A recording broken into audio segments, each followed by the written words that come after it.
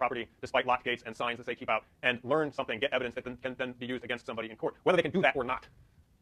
That is something that evolves over time through a variety of practices, everything from technologies of fencing and fortification to interpretations of the law and notions of, sort of individual rights versus government power, right? Those things change over time, and understanding their histories is part of understanding them. The point is that when we look through territory, what we will always see are constellations of social relational power. Territory always involves the communication of some sort of meaning and is essentially classificatory. Modernity. Yes? About territoriality. Are you saying that territoriality is the process that forms territories? Is territoriality the process that forms territories? No, not quite. In this case, and I'm relying on Delaney here, this is his attempt to sort of explicate this. Territory, he actually, territory, a space aligns some meaning, some state of affairs. Territoriality is the linking up of, all right, no problem. Territoriality is the linking up of territory with something else, right? So it's a more specific meaning. Territoriality, so for instance, to territorialize something is to take a line, a space, and give it some further inflection or significance, such as inclusion and or exclusion. It's the sort of mapping onto space and territory of power relations, essentially. Does that make sense? Sort of? Could I use it in a sentence? What are some of the examples that Delaney uses? Territorialization, re-territorialization. God, I should be able to answer that question immediately off the top of my head, but right now it's not coming to me. Territorializing something, to re-territorialize something would be to sort of come in and rearrange the meanings overlaid on space. Perhaps the simplest example of this would be like sit-ins or various kinds of strikes in which the things that have happened here on campus this past fall, right? You take a space like Wheeler Hall that is territorialized in the sense that it's used for certain things, it's got certain sort of expected practices and rules, right? But if you sort of occupy it, you are re-territorializing it. You are saying, no, right now we are going to sort of forcibly claim the use of this space for another purpose, to send a different kind of message altogether, And part of the effectiveness of that is precisely in the sort of startling break that it represents from what is sort of considered normal and everyday, right? Sit-down strikes of the civil rights era, similarly, like, Rosa Parks refuses to move to the back of a bus. She's like re-territorializing the space of that bus in a way that's very powerful, or it can be anyway. Does that make sense? Okay. Part of what Delaney is trying to do in this chapter, and in the book as a whole, in fact, is to problematize notions of territory that are so taken for granted for us that we maybe don't even think about, or don't critically think about them. And one of these, the central one really, is the idea of the nation state and its territory. And those lines around areas of land that we call borders, and that define nations, or nation states, and their territories, right? And the territorial sovereignty of nation states. This being a sort of central building block, not only of international relations and war and peace, but also of the ways in which we engage and think about the world. You saw how just on our maps, a lot of you chose to use state boundaries to define your borders, even though the things you're trying to depict, there's no necessary relationship between them and state borders, right? So he wants us to sort of look through these assumptions and categories. And he says in this chapter that a lot of these are basically characteristic features of modernity, and they all sort of come together in a package that he's calling modernity. And he runs us through a list of sort of identifying features, and I want to make sure that they're familiar to you, or that you notice them. This is a sort of broad, vague name given to the reality we live in that can be traced to Europe roughly 500 years ago, okay? And we will get further into what caused this, or how to understand this later in the semester. But characterized by an international system of states.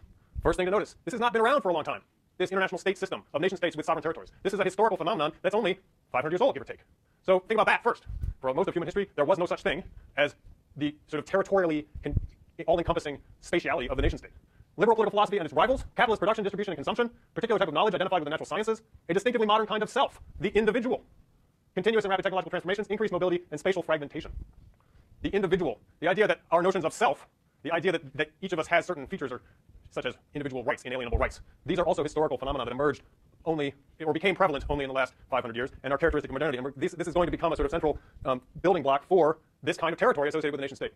So let's look at that. Sovereignty and property. There are sort of two intersecting logics that will characterize a great deal of our thinking about the world this semester.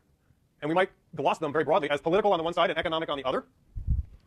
The political here being sovereignty, the notion that there is a political entity, the state, that has got a sovereign claim over territory, and that sovereignty has certain attributes or characteristic features.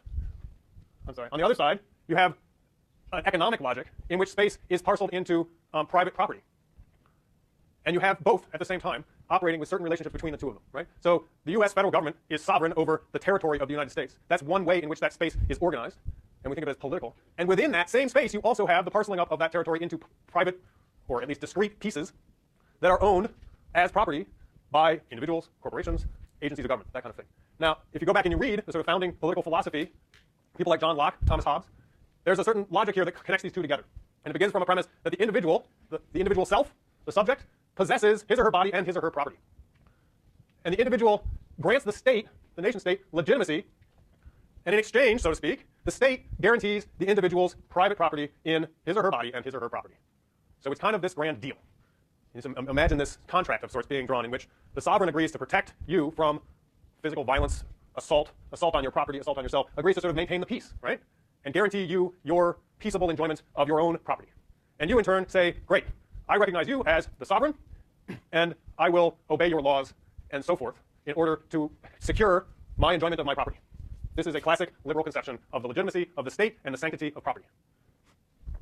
And this, Delany is suggesting, is a central way in which territory in our world is organized. It flows from this basic philosophy. Textuality and interpretability, further features of territory and territoriality in this modern setting. The reliance on laws, codes, and bureaucracies to enforce territorial claims, including claims to own, control, or use private property. He talks in the chapter about passports, working papers, identification cards. There are all these paper representations of your status as a citizen, or ways in which you have to have certain textual credentials that guarantee you, allow you to do certain things, or give you certain rights.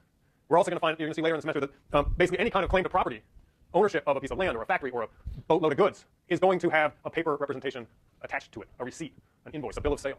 There is a way in which both economic and political logics express themselves in textual forms that are then organized, interpreted, enforced through laws, codes, bureaucracies, accounting agencies, that sort of thing. These are characteristic features of the society that we've seen developing in the last 500 years. It follows, however, that there's a potential slippage in this relationship between what is represented and the representation, right? The paper representation, the ID card. You can fake an ID, can't you, right? A law can be reinterpreted or rewritten. There is a necessity to sort of police and interrogate, scrutinize this relationship between the real world thing that is supposed to be represented by the paper and what it says. This creates room for a lot of confusion, potential conflict, potential disputation. It also means that in understanding a territory, we can sort of think of it as having multiple potential meanings.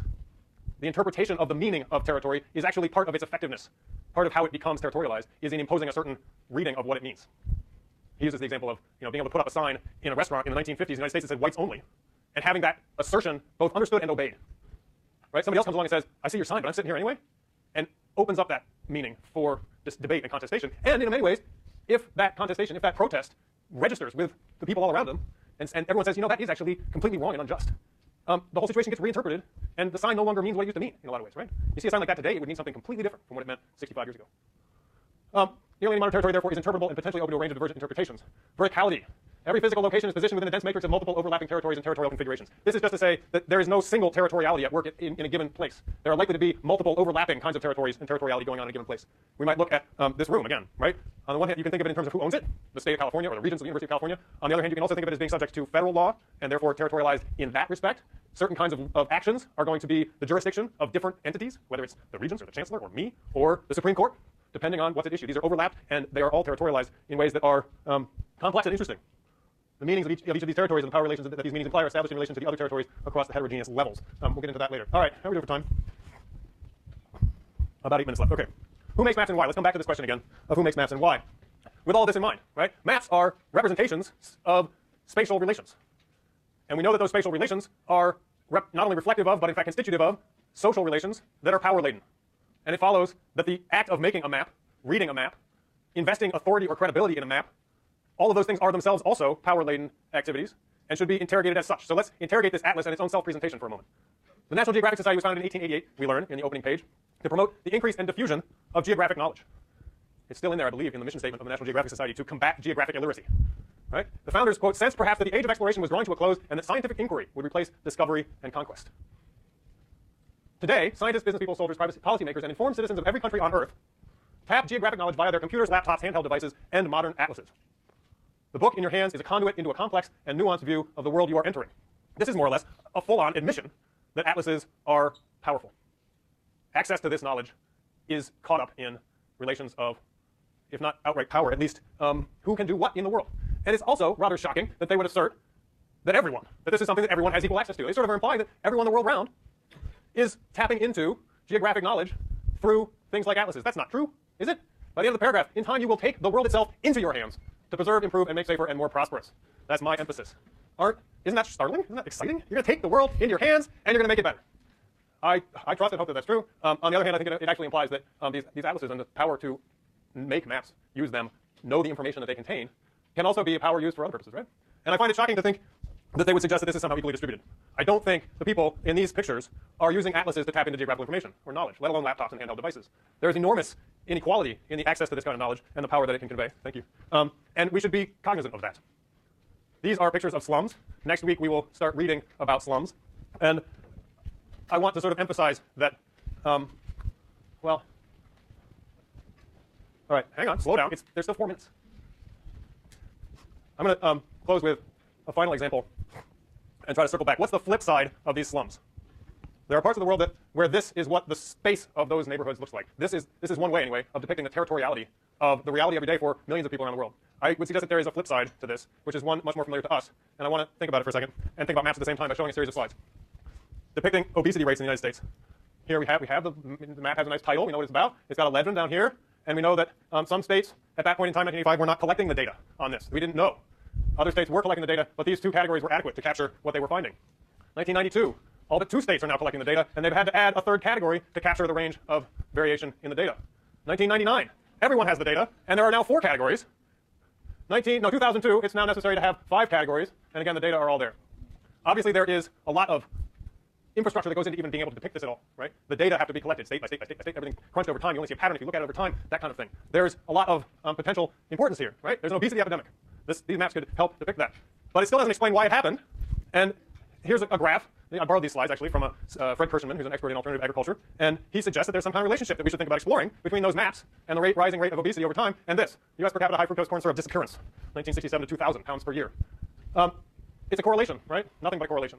Who knows if it's actually causal? But the simple depiction of the 2 side by side can have a powerful effect on how people think about these things. Other arguments can be made about why this has happened, and we will talk about them. But perhaps one should think about the spatial forms in which Americans have lived in that same time period and what relationship they might have to, say, obesity rates and, for that matter, access to geographical information. Okay, we will see you on Tuesday. This is the reading again for next week.